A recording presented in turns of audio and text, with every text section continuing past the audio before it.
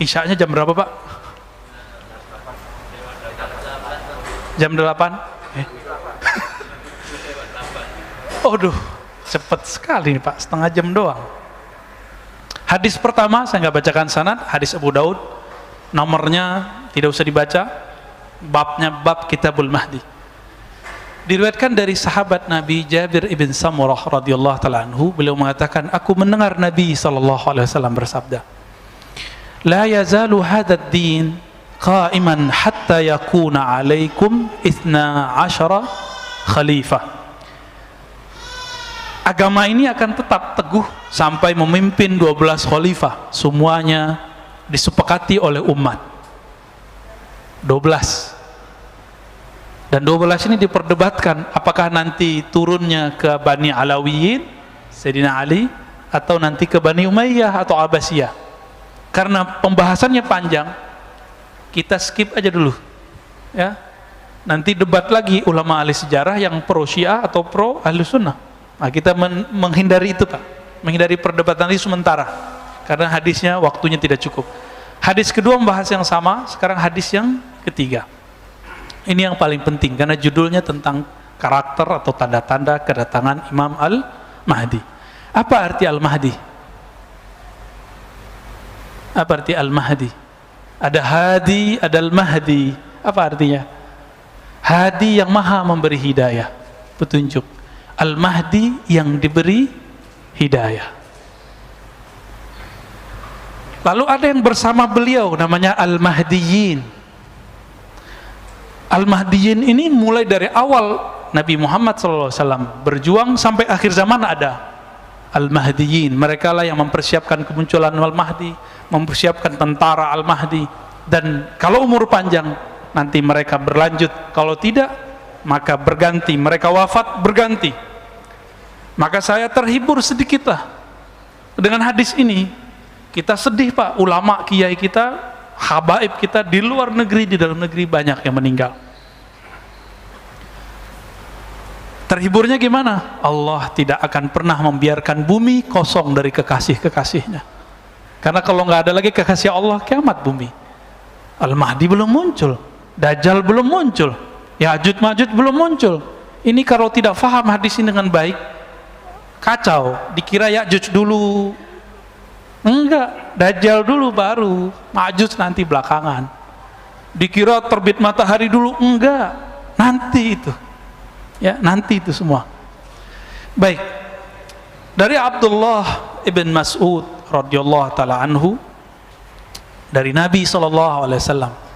Nah, ini hiburan juga buat kita, biar nggak galau-galau amat Pak, tiap hari dengerin innalillahi wa inna ilaihi rajiun. Nggak tahu malam ini mungkin besok ada yang diambil Allah, kita nggak tahu. Jangan takut Pak, kalaupun diambil minta, ya Allah kalau engkau ambil tolong husnul khatimah, ya. Kalau tidak engkau ambil, tolong hidupkan kami, mempersiapkan diri kami untuk bertemu engkau. Jadi nggak ada takut orang beriman itu. Ustadz, anak istri saya gimana? Lah tenang aja ya. Nabi Isa nggak ada bapaknya, hidup. Ya, ada nggak bapaknya? Hidup. Imam Bukhari yatim Pak. Sekarang disebut namanya, tidak ada orang belajar hadis kecil menyebut namanya, betul? Ya, baik. Laulam yabqa minad dunya ila yaumun la tawwalallahu dzalikal yaum. Seandainya tidak tersisa dari dunia ini kecuali satu hari, Imam Mahdi belum keluar, la tawwalallahu dzalikal yaum, Allah akan panjangkan hari itu, hatta yab'atsa fihi rajulan minni, sehingga Allah mengutus. Kalimatnya mengutus lah Pak. Jadi Al-Mahdi itu utusan, ini kata kunci. Al-Mahdi itu mab'us, diutus. Bedanya dia bukan Rasul, bukan Nabi. Mab'us, utusan berarti agen-agennya Allah. Rajulan minni, keturunanku, seseorang dari keturunanku. Min ahli baiti, ini pencirian pertama, dari ahlu baitku. Maka pembenci ahlu bait Rasulullah, silakan Pak kita benci dengan atau nggak sepakat dengan politik fulan, dengan politik fulan. Ini kan habaib lagi pecah nih. Ada yang pergerakan ini, ada yang pergerakan ini. Udah, itu biarin, itu hak mereka. Kan mereka juga manusia. Mereka emang nggak boleh beda politik? Kan boleh-boleh aja. Antum boleh berbeda politik dengan aneh, boleh. Aneh juga boleh toh. Jadi jangan pernah paksa kita ikut politik antum. Sebagaimana kami tidak boleh memaksa jamaah ikut pikiran politik kami, karena politik itu ra'yu, pemikiran murni, bukan dari Allah. Boleh berbeda kita, jangan paksa. Walaupun kita beda dengan para habaib, para zuriat Rasulullah, tapi nggak boleh kemudian meragukan bahwa mereka ini punya nasab kepada baginda Nabi Sallallahu Alaihi Wasallam. Mungkin mereka ada yang mewarisi nasabnya saja, ada yang mewarisi nasab plus akhlaknya. Itu aja bedanya, ya. Iwat ismuhu ismi, iwat. Ini terjemahan yang banyak keliru orang-orang. Kalau terjemahan bebasnya kan sama namanya dengan namaku, tapi terjemahan aslinya bukan itu. Iwat, wata'a, itu berkesesuaian, nyatu, mirip namanya dan namaku. Dalam bahasa Arab nama itu ismun, isim. Itu berbeda dengan nama dalam bahasa kita. Ismun itu maknanya, kata Imam Al-Bajuri dalam syarah dan hasyiah beliau, al-wasam wal-ulu was-sumu, tanda dan ketinggian derajat. Jadi kalau diterjemahkan versi ilmu bahasa, ketinggian dan tanda-tanda yang ada padaku diwarisi olehnya.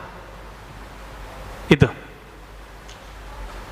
Nabi itu di bedah dadanya waktu sadar atau lagi mimpi? Sadar. Imam Mahdi waktu mudanya, kecilnya sudah di bedah dadanya, lagi sadar, bukan mimpi. Oke? Berarti dia tahu nggak dia Mahdi? Dia tahu, tapi Allah buat orang tidak sadar, karena nggak mungkin Imam Mahdi atau yang akan menjadi Mahdi itu seorang yang ember, bisa dibunuh Pak nanti. Seperti Buhairah mengatakan, hei Abu Talib, jika engkau bawa ini anak ini Nabi, jika ketahuan bahwa dia seorang Nabi, padahal nggak ada ember. Abu Talib nggak ember. Seorang Muhammad bin Abdullah muda nggak ember, nggak pernah ngaku saya Nabi. Tapi orang-orang ahlul kitab yang ngerti kitab, kalau sekarang ya ulama lah yang jago-jago baca kitab, yang aneh-aneh, yang unik-unik, itu akan mengenal dengan keilmuan mereka, itulah Al-Mahdi. Jadi nggak mungkin di luar jalur ulama yang mengerti hadis, ulama yang mengerti ilmu akidah, dia pakarnya ilmu umum, nggak mungkin mengerti ilmu ini. Backgroundnya bukan ilmu agama, bukan orang yang mengerti hadis-hadis ini, cuma mengerti lewat terjemahan. Bagaimana mungkin dia mengerti bahwa sosok yang dia katakan Mahdi itu Mahdi? Buhairah dia hafal Pak Bible, Perjanjian Lama, Perjanjian Baru, maka dia tahu pencirian Al-Mahdi. Kenapa? Yesus alias Nabi Isa, apa katanya? Inni mubasyirun birrasulin ya'ti min ba'di ismuhu Ahmad, surat Shaf. Aku dapat tugas dari Allah untuk mengabarkan kepada kalian kemunculan seorang rasul namanya Ahmad. Tugas itu tugas Nabi Isa. Maka selesai tugasnya, umur 33 diangkat. Nanti ada tugas baru lagi, ya. Nanti di akhir zaman, ini gak lama lagi Pak. Kenapa kita bilang gak lama? Karena hadis berikutnya mengatakan apa? Si Al-Mahdi yang namanya, isimnya, tanda-tanda dan ketinggian derajatnya mewarisi dari ketinggian derajat dan tanda-tandaku, sama denganku, sama dengan ayahandaku. Jadi ini bukan nama KTP, bukan nama paspor, ya. Jadi jangan terjebak pada pencirian nama yang zahir, ciri fisik yang zahir. Fisik yang zahir, nama yang zahir itu setelah islah. Apa arti islah? Allah benerin itu. Jadi Al-Mahdi itu sekarang belum diislah Pak, belum diislah, belum dibenerin fisiknya. Jadi enggak, kalau antum jidatnya lumayan ya, coba buka jidatnya dikit. Oh, dia bisa jadi calon nih. calon Mahdi Pak. Tor beneran lagi, jangan halu ya. Pak Ustadz, saya jidatnya lebar, hidung saya mancung. Ini kan cincin Mahdi. Kalau begitu berapa banyak habaib, profesor dari dulu jidatnya lebar, hidungnya mancung, irung mancung, kata orang Sunda ya. Gimana? Enggak, itu pencirian zahir. Di sini ada, nanti di belakang setelah diislah. Kekeliruan orang-orang hari ini mencari Al-Mahdi, pencirian yang zahir. Kalau begitu, Muhammad bin Abdullah berapa orang punya nama begitu? Nama Nabi ada 313 yang kita bisa akses. 313 loh Pak. Bukan hanya Ahmad, Muhammad, Mahmud. Ada Aqib, ada Mahi, ada Khatim, ada Fatih. Tadi dikira Khalifah Sultan Muhammad Khan alias Muhammad Al-Fatih. Enggak, bukan beliau, kan bukan zuriat Nabi beliau.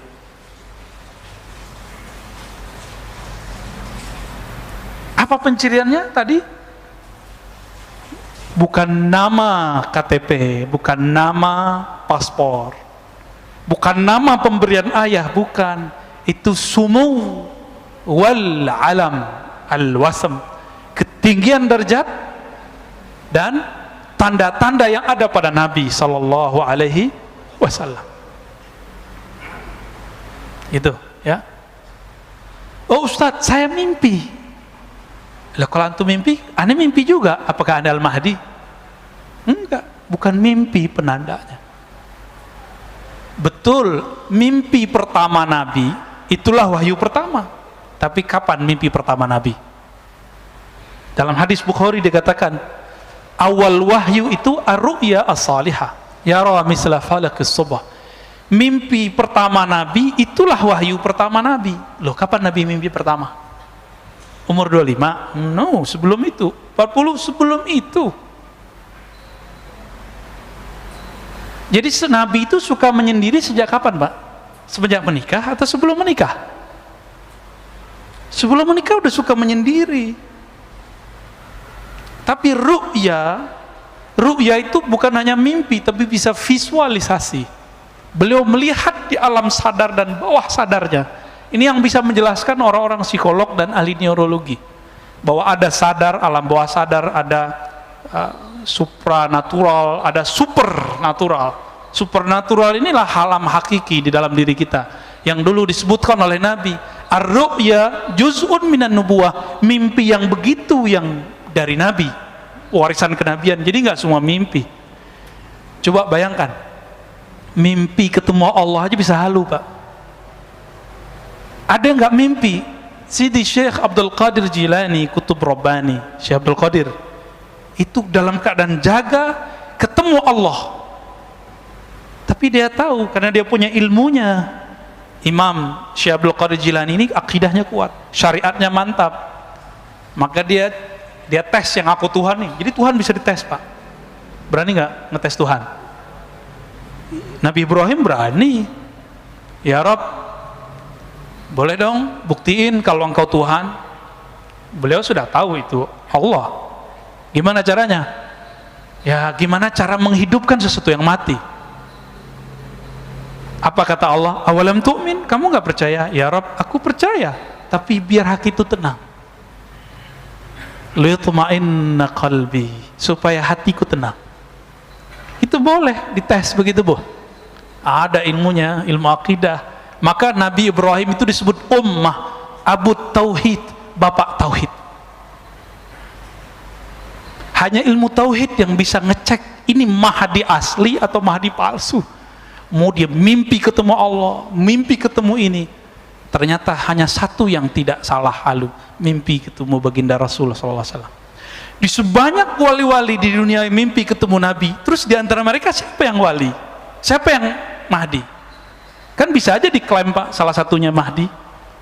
Maka nggak cukup tanda-tanda itu, harus ada yang kedua. Ism maknanya sumu, ketinggian ilmu, ilmunya sangat tinggi. Maka di kitab ini disebutkan bahwa 4 pencirian Khatmul Aulia. Khatmul Aulia ini puncak kewalian di akhir zaman. Nih kita bagi aja Pak ya, biar clear masalahnya, tapi nggak akan clear sampai nanti. Kalau nggak ketemu 4 ilmu ini pada orang yang ngaku Mahdi atau diklaim sebagai Mahdi itu, maka dia bukanlah Al-Mahdi, tapi dia halu atau cuma diklaim oleh orang. Pertama, punya ilmu al-badi, pakai hamzah, ilmu nasab alam semesta, asal usul alam semesta, bukan pakai mimpi, Pak. Dia kalau ngelihat antum nih tahu, oh kamu ruh, kamu dulu si anu. Hanzalah ketemu Salman, Salman ketemu sahabat. Apa kata sahabat ini? Kamu kok tahu saya? Apa jawaban beliau? Arafat ruhi ruhak, ruhku sudah kenal engkau sebelum ketemu di sini. Makanya ada namanya Habib Mahdi di Paru. Udah meninggal, Pak, Allah yarham, ya. Luar biasa waliullah. Beliau belajar ke Mekah, itu ketemu seorang syekh, langsung disebutkan nasabnya. Kamu anak si anu, pada baru pertama ketemu. Itu pencirian wali.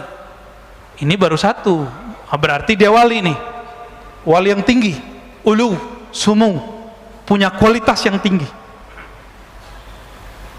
Dia tahu, ya, namanya ruh yang ada di pohon, maka Nabi bisa memanggil pohon, wahai pohon kurma kesini, datang pohon kurmanya. Dan beliau dikenali oleh alam semesta ketika beliau jalan-jalan di pegunungan Mekah. Itu pohon-pohon, batu-batunya, Pak, assalamualaikum ya Rasulullah, itu belum dimasyhurkan, Pak. Jadi an-nabi ya'rif bi annahu nabi qabla al-ba'si. Nabi itu tahu bahwa dia nabi sebelum dia dimasyhurkan oleh Allah. Al-Mahdi juga tahu. Enggak tebak-tebakan, Pak. Ini keselamatan dunia, nggak main tebak-tebakan kita, apalagi cocok logi. Maka kita ketat sekali untuk masalah ini. Buka kitab hadisnya, kita cari penjelasan ulamanya. Nggak mau kita main-main dalam bab ini. Masa pakai WA doang ketahuan Imam Mahdi, kan? Masa pakai mimpi doang ketahui Imam Mahdi? No, nggak ada cerita. Harus detail, Pak, harus detail. Orang milih presiden, gubernur, wali kota, bahkan milih takmir masjid aja harus hati-hati. Bener gak? Selamat pensiun Pak Bambang. Kok nyambungnya ke sono ya? Harus ada pencirian ilmu ini. Ini baru ilmu pertama, Pak. Saya belum bacakan ilmu kedua, ketiga, keempat, ya. Bisa mundur semua yang aku Imam Mahdi sekarang. Dia tahu nggak dia dulu siapa? Karena Allah mengatakan alastu bi rabbikum, hei, aku dulu adalah apa? Alastu bi rabbikum, bukankah aku Rabbmu? Maka para arwah menjawab, bala syahidna ya Rabb, benar, kami menyaksikan engkau. Dulu antum di mana tuh? Namanya siapa? Makomnya apa? Kalau tahu, bisa jadi Imam Mahdi, bisa jadi pengikut Imam Mahdi. Belum tentu dia Imam Mahdi. Jadi antum tahu aja belum disebut Imam Mahdi. Itulah ilmu yang disembunyikan Nabi di kolbunya.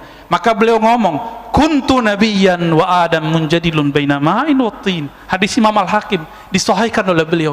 Aku ini sudah nabi dulu. Kalian belum ada, Nabi Adam juga belum ada. Itu nabi di alam mana itu, Pak? Nah, ini yang disebut alam azaliyah atau alam ruh. Apa ulama kita beda pendapat mengenai nama alam ini. Karena kalau ahli akidah, azali nggak disebut alam, tapi kalau versi ilmu hakikat itu disebut alam, ya.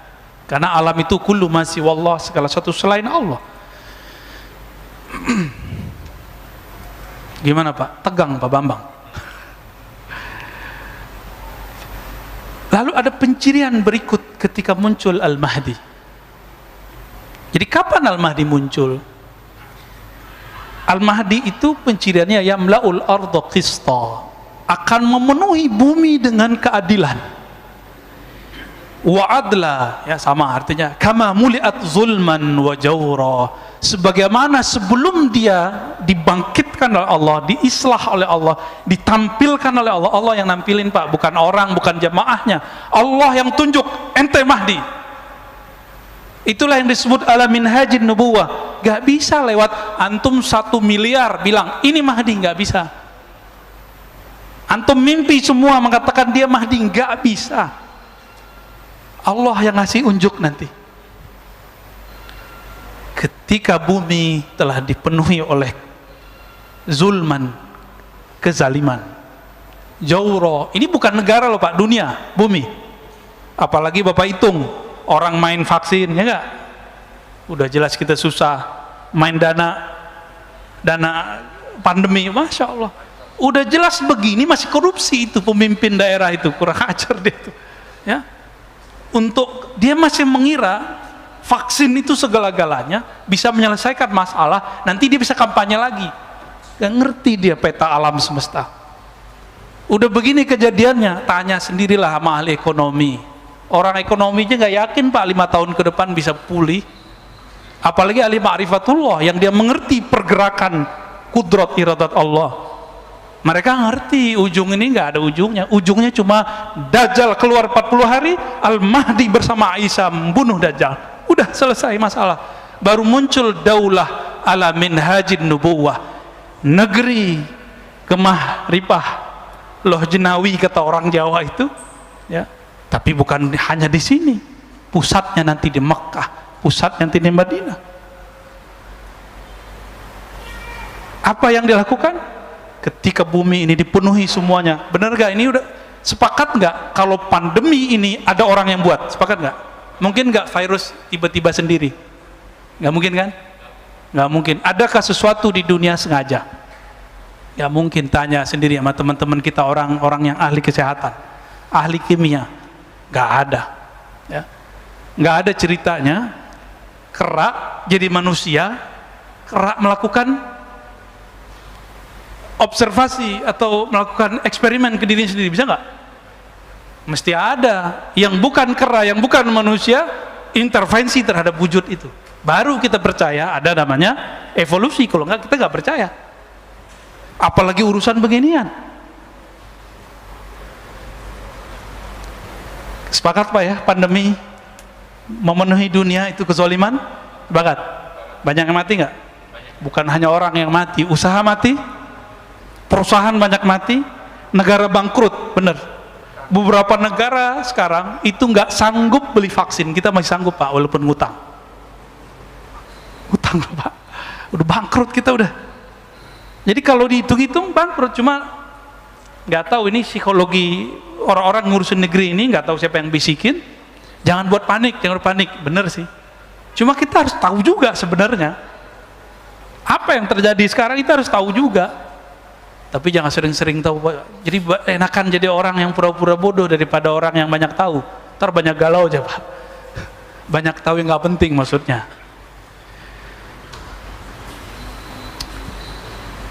La tazhab la tanqadid dunya hatta yamlikal Arab rajulun min ahli baiti.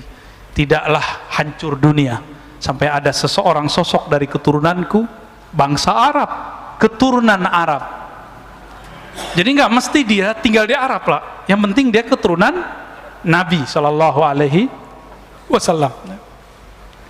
Yuwati usmuhu ismi. Nah, ini yang paling sahih. Jadi yang sama itu nama pencirian dia dan ilmunya, nggak mesti nama bapaknya. Jadi hadis yang mengatakan sama mirip namanya dan nama ayahnya itu kurang kuat. Yang kuat adalah menurut penelitian saya itu yang sama persis berkesesuaian antara namanya dan nama Nabi Muhammad sallallahu alaihi wasallam. Nah, di hadis berikutnya diulang lagi sama ya, hadis nomor 4-nya. Seandainya tidak tersisa di bumi ini kecuali 1 hari, Allah akan panjangkan lalu Allah utus rajulan min ahli baiti, dari ahlu baitku. Jadi tolong cintai ahlu bait, jangan benci ahlu bait. Allah yang jamin nasab mereka.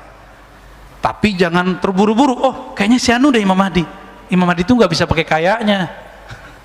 Allah yang tahu. Allah yang tahu. Ya. Udah jam 7 Pak. Kurang ya? Kita lanjut hadisnya. Tadi pencirian tadi baru 1 saya sebutkan. Nanti di lain waktu kita sebutkan ciri-ciri berikutnya. Ya. Nabi SAW menyebutkan lagi mengenai nasab. Nah ini kan banyak yang ngomong Imam Mahdi itu Hasani atau Husaini, keturunan Hasan atau Husain. Beberapa orang yang keturunan Hasan mengatakan dia keturunan Hasan. Yang keturunan Husain mengatakan keturunan Husain. Loh, kita kan bengong Pak, kita bukan keturunan Hasan dan Husain. Pak Bambang keturunan siapa? Namanya Bambang, ada Jawanya kali ya? Bambang apa Pak namanya? Supriyadi. Ya nggak masuk Pak. Apa kata Nabi? Ini bisa untuk menyatukan Al-Hasan wal Husain, Al-Hasani wal Husaini. Kita cinta dengan para zuriat Rasulullah. Kata beliau, Al-Mahdi min itrati min waladi Fatimah. Al-Mahdi yang Allah guidance itu, yang Allah pilih itu keturunanku dari zuriat Fatimah. Wah, ini ada Habib nih.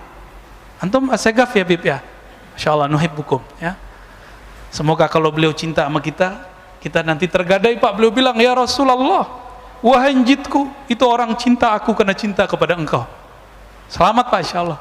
Jadi habaib itu yang mahal bukan darahnya semata. Tapi kalau dia bilang, ya Rasulullah, wahai kakekku, wahai ayahanda, itu Pak Bambang cinta aku karena cinta kepada engkau. Kata beliau, parkir, selamatin. Itu kelebihan habaib kalau benar Pak ya. Ntar habaib kan diseleksi juga sama Sayyidah Fatimah. Diseleksi Pak nanti. Ada pengadilan khusus untuk mereka. Jadi nggak usah urusin kalau ada habaib beda-beda aneh-aneh. Itu urusan mereka ntar. Hakimnya langsung Sayyidah Fatimah dan Sayyidina Ali. Hasan Husain nanti langsung ngurusin. Kita nggak usah ngurusin, takut kualat kita. Ya, kalau beda boleh nggak? Boleh. Saya banyak kok beda dengan beberapa habaib. Keturunan Sayyidah Fatimah ada Hasan, ada Husain. Maka jam'u bainal ahadis, menggabungkan sekian riwayat. Al-Mahdi itu ayah ibunya campuran. Bisa ayahnya, ya ayahnya yang paling penting, campuran antara zuriat Hasan dan Husain. Selesai toh? Jadi kalau yang zuriat keturunan Hasan mengatakan itu dari babe gue Hasan, benar. Yang Husaini bilang, oh, benar. Dua-duanya benar ya. Dan itu nggak bisa sembarangan, harus dipastikan. Jangan bilang kayaknya saya keturunan habaib deh Ustadz. Nggak bisa. Kenapa? Hidung saya mancung, saya brewok kan. Hidung saya mancung, jidat saya lebar dikit. Nggak ada urusan ya. Mau lebar selebar lapangan, nggak ada urusan ya. Nah, baru masuk kita hadis Abu Sa'id Al-Khudri. Di sini banyak orang terjebak. Pencirian zahir. Tadi kata isim itu pencirian batin. Yang ngerti riwayat hadis paham. Kata ismuhu yuwati usmuhu ismi, berkesesuaian isim namanya, ciri-cirinya, tanda-tandanya, ilmunya dengan ciri-ciriku, tanda-tandaku. Itu batin. Itu kewaliannya. Itulah nubuat yang diturunkan ulama warasatul anbiya. Sedangkan zahirnya setelah diislah ketahuan nih, Al-Mahdi minni, Mahdi itu keturunanku, ajlal jabhah. Ajla, apa arti ajla? Jali, jelas, jidatnya enggak ini enggak ada urusan sama cerdas enggak cerdas ya. Karena ada kiai jidatnya enggak panjang Pak ya, yang baru meninggal kiai kita ahli hadis, pintar sekali, itu jidatnya biasa aja. Jadi ini bukan urusan apa, ini pencirian zahir. Aknal anf, boleh diartikan hidungnya mancung dikit lah, bengkok dikit lah ya. Yamlaul arda qistan wa adla, nanti setelah di islah kelihatan pencirian itu semua. Jadi kalau sekarang habaib banyak, maka yang kita cari sekarang bukan pencirian zahir. Ini setelah diislah, dibenerin oleh Allah semalam. Apakah itu islahnya wali, islahnya Mahdi? Islahnya Al-Mahdi adalah mi'raj rohaninya. Ya, baru dengar ya makna itu ya. Nabi ini kan, nabi-nabi semuanya punya hubungan spesial dengan Allah, disebut mi'raj. Maka disebutlah salatul mu'min, as-salatu mi'rajul mu'min. Salat itu mi'rajnya mukmin, ruhaninya naik. Maka kalau mi'rajnya seorang wali itu dalam salat itu lagi sadar atau lagi mimpi Pak? Maka puncak kewaliannya Imam Mahdi ketika dia diperjalankan dalam sholatnya, dia akan mengalami seperti yang Nabi alami, mirip-mirip. Sholat di Al-Quds, naik ke atas, persis sama. Kalau belum itu terjadi, pastikan orang ini bukan Al-Mahdi. Ini yang paling mahal Pak, ciri-ciri Al-Mahdi. Ini yang paling mahal ya. Apa itu? Islah semalam, artinya Allah perbaiki zahir dan batinnya dengan cara diangkat. Jika Nabi Isa diangkat, Nabi Musa pingsan, Nabi Nuh, Nabi Yunus, semuanya diislah. Nabi Yunus apa? Suluk khalwat dalam perut ikan, nun, disebut zin nun. Itu menyepi yang sangat sepi sekali, gelap gulita. Masuk ke perut ikan, nggak ada lampu Pak. Tapi kolbunya Zinnun Yunus alaihissalam terang, maka dia zikir. Saat itu cuma ada engkau, la ilaha illa anta, tiada yang berhak disembah kecuali engkau. Itulah zikirnya beliau. Dulu kalau lihat videonya Al-Habib Omar, beliau pernah zikir anta, engkau ya Allah, engkau. Kalau orang-orang tarekat kan biasanya zikir hu Allah, itu Allah masih dia. Habib Umar sudah sampai di makom Yunusiyah. Atau apa itu makom Yunusiyah? Merasakan Allah itu hadir berhadap-hadapan dengannya. Dan mungkin ini orang gak banyak percaya. Gak apa-apa Pak, bab tentang ini akan banyak orang meragukannya, tapi inilah yang sampai kepada kita, bahwa Al-Mahdi diislah semalam, itu maknanya di-mi'rajkan semalam. Jadi kalau belum di-mi'rajkan, dan itu zahir dan batin, bukan hanya mimpi. Kalau mimpi kalahlah sama Abu Yazid. Abu Yazid mengatakan, aku mi'raj sehari semalam 70 kali. Biasa itu Pak. Maka kalau ada orang mimpi ketemu Allah, ketemu Rasulullah, itu biasa, itu wali aja ya. Kalau disampai ke akhir zaman dan dia dijaga jalannya oleh Allah, mungkin dia jadi tentara Al-Mahdi. Jangan tinggi-tinggi kita menilainya ya. Allahumma sholli ala Muhammad. Masih ada 2 menit. Saya khawatir orang sini sangat menghargai waktu ya. Pernah kita panjangin, diprotes Pak, Ustadz udah azan ya. Kalau kita tersinggung kan gawat, ngambek tarane. Ya insya Allah nggak tersinggung kok Pak ya. Nanti di pertemuan berikut kita akan bahas tentang sebelum kemunculan itu akan terjadi kematian khalifah. Apa makna kematian khalifah itu ya, insya Allah next di liqa yang berikut akan kita bahas tentang itu ya. Hadis ini walaupun cuma 9 atau 10, tapi saya ya nggak cukup Pak. Kita buat daurah ini dalam bahasa Arab di Pekanbaru itu 2 jam full saya jelasin dalam bahasa Arab, dan saya bilang ini masih ada makna yang lainnya. Yang tadi aja saya nggak sebutin semua ya, tentang nama itu kita nggak buka semua. Insya Allah kalau tambah dekat waktunya, tambah dekat kita akan buka insya Allah. Harapannya semoga kita masuk ke barisan pejuangnya, amin. Jangan GR dulu ya, jangan GR, biasa aja Pak. Maka tolong jangan terlalu percaya dengan konspirasi yang hoax, tolong ya. Ini ada makar di dunia ini, tapi ingat Allah lebih kuat makar, udah ingat aja itu aja. Maka gak usah panik-panik amat sehingga gampang percaya dengan hoax. Kita ikutin aja jalan main. Mereka mau gini ya kita ikutin, mau vaksin ya, ntar nggak makan anaknya ya, karena nggak vaksin nggak kerja. Udah vaksin aja nggak apa-apa, kita ikutin, kan tubuh fisik aja. Sayyidina Ali ditusuk, nggak masalah bagi dia. Cuma tubuh fisik kok, nggak usah khawatir Pak, nggak akan jadi zombie. Tapi saya belum vaksin Pak, lagi nyari yang cocok. Karena vaksin yang A, kebanyakan kawan kita divaksin mati lah, horor juga kita. Walaupun kita tahu yang mematikan hanya Allah, tapi ya secara zahir ya pikiran kita masih mencari-cari. Nanti kalau ada yang bagus kabarin saya Pak ya. Langsung kita sekeluarga mau vaksin insya Allah.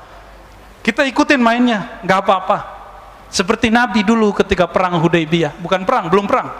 Dibuat MOU Hudaybiyah, 15 kilo lagi udah nyampe Mekah. Ditolak, Nabi terima atau enggak? Tapi ada yang nggak terima nggak? Ada, makanya wajar kalau sekarang vaksin nggak ada yang terima, wajar lah. Ini analog walaupun jauh, tapi bisa dipakai Ya, jadi ngalah aja Pak sekarang kita. Mereka mau apa? Mau 1000 kali vaksin, ayo. Dengan bismillah kita ambil. Insya Allah tidak akan berefek buruk. Kalaupun wafat, wafat syahid. Karena orang yang kena pandemi, ridho, syaratnya satu, ridho, rela dengan ketentuan Allah ini, dia mati syahid. Maka yang sudah ada keluarganya kena, gak usah sedih-sedih amat. Dia beruntung Pak, dia meninggal saat ini. Dia mati syahid. Coba antum nanti, barisnya cuma 2. Tentara Dajjal, tentara Al-Mahdi, nggak ada lainnya. Tentara Al-Mahdi sedikit. Apa kata Nabi? Nanti 73 golongan, cuma 1 al-jamaah. Jika umat manusia 7 miliar, 7 miliar Pak ya, 73, kita cuma 1, berarti 1 banding 100 kali 73, kaliin 7 miliar, berapa nanti?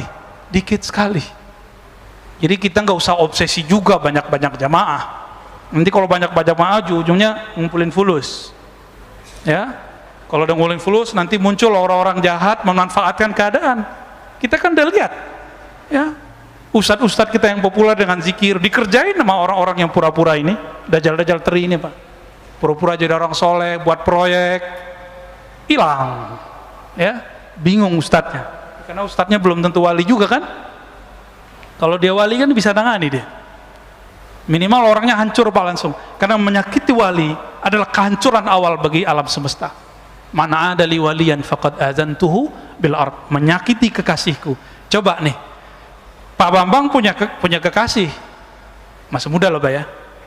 Disenggol orang, dicolek oleh preman. Oh nggak lihat-lihat, langsung keluar tuh. Pak Bambang yang tadi penakut itu jadi Bambang yang pemberani.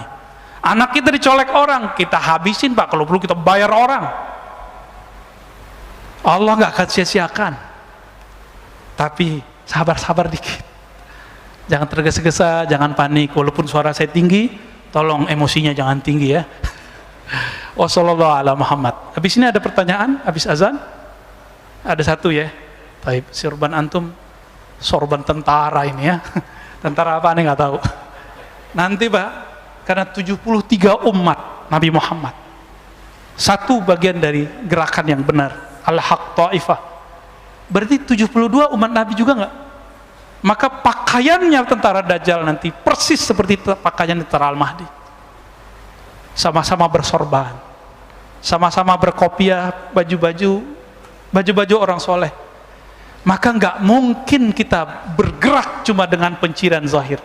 Silakan pakai pakaian yang indah, tapi pelajari pakaian yang batinnya. Insya Allah kita tambah cepat menemukannya ya. Amin ya rabbal alamin. Jadi kalau kita di luar sana kita bahas sunnah bid'ah sudah itu di luar itu Pak ya, itu wajar, saya lagi jagain beberapa orang. Tapi kalau ini tolong dilupakan bab itu. Maka kita nggak ada kebencian dengan kelompok apa aja di sini. Kita cuma mengingatkan hadis-hadis ini. Bukankah semua kelompok mempercayai hadis ini? Hadis ini sahih hasan, yang dhaifnya sudah naik kepada hasan. Kita buka 2 pertanyaan.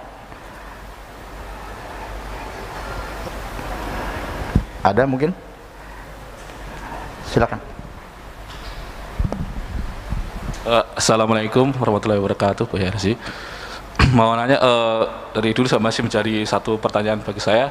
Istilahnya yang merasakan efek atau akibat dari nanti Dajjal tentunya mengalami zaman Imam Mahdi ini, apakah orang yang istilahnya pada zamannya Imam Mahdi nanti muncul itu masih hidup atau yang sudah meninggal akan merasakan efek itu juga?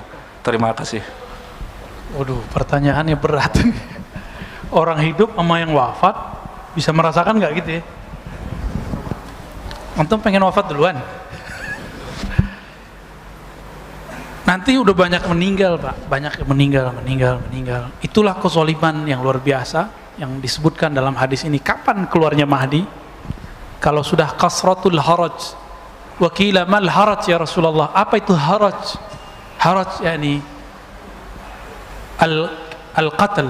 Banyak orang yang mati, terbunuh, baik dengan cara pembunuhan langsung ataupun lewat vaksin. Ini pembunuhan nggak Pak? Oh bukan Pak, hati-hati Pak.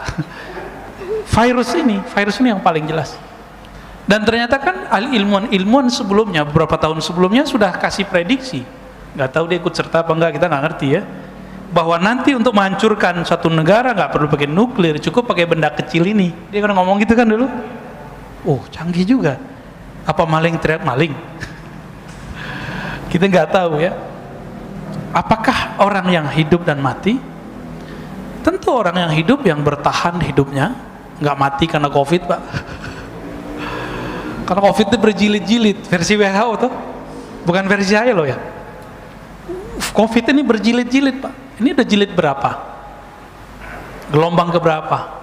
Ini kan daerah tropis, subtropis sampai ke India udah. Eropa kan belum. Eropa mau masuk winter, menghantui itu, Pak. Betul-betul menghantui.